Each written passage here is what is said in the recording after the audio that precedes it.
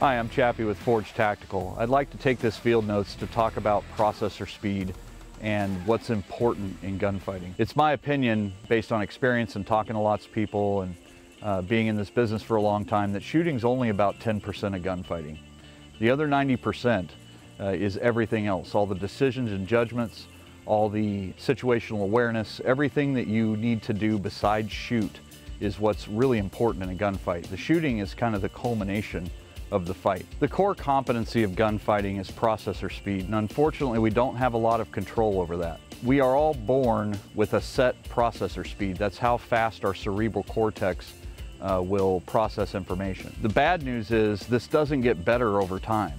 It actually degrades a little bit as we age. The good news is our brain has created a workaround for this, which allows us to push common tasks into our middle brain, our unconscious competence. The reason we shoot so much on the square range isn't just because it's easy, it's because we're trying to push those skills down into our middle brain to become unconsciously competent with them. Imagine that you get a brand new car, and for the first couple weeks you're driving that car, you have a hard time finding the key slot for the ignition key.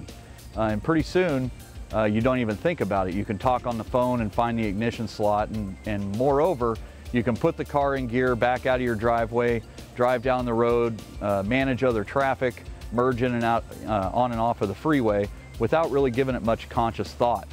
Those are all complex physical tasks. They all require fine motor skill and gross motor skill, but they most importantly, or most germane to our conversation, they require you to take circumstantial information that you're observing and then apply a physical task or a physical skill to them.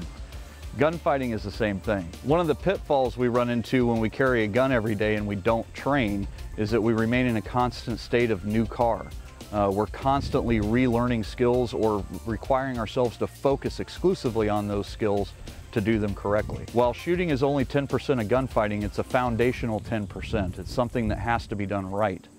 And practicing that stuff right frequently will allow you to push those skills down into your middle brain, freeing up processor speed for what's actually important when you have to fight for your life.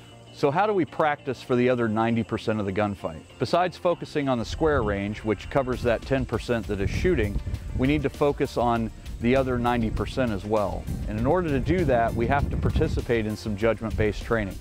That training can be everything from full-blown force-on-force, fist fight, ninja training, to shoot house training, which forces you to make decisions with a gun in your hand, to martial arts. All of these types of judgment-based training help you increase processor speed, not by making your cerebral cortex work faster, but by helping you learn to push physical skills down into your middle brain, freeing up that cerebral cortex speed to focus on what's actually happening in front of you, the circumstances.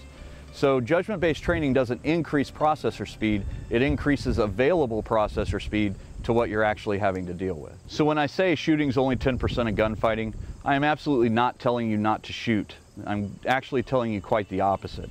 The training that you do on your weapon systems needs to be extremely focused and rigorous, because you need to push those skills down into your middle brain and make yourself unconsciously competent with them, so that you can free up speed to deal with circumstances that are actually in front of you.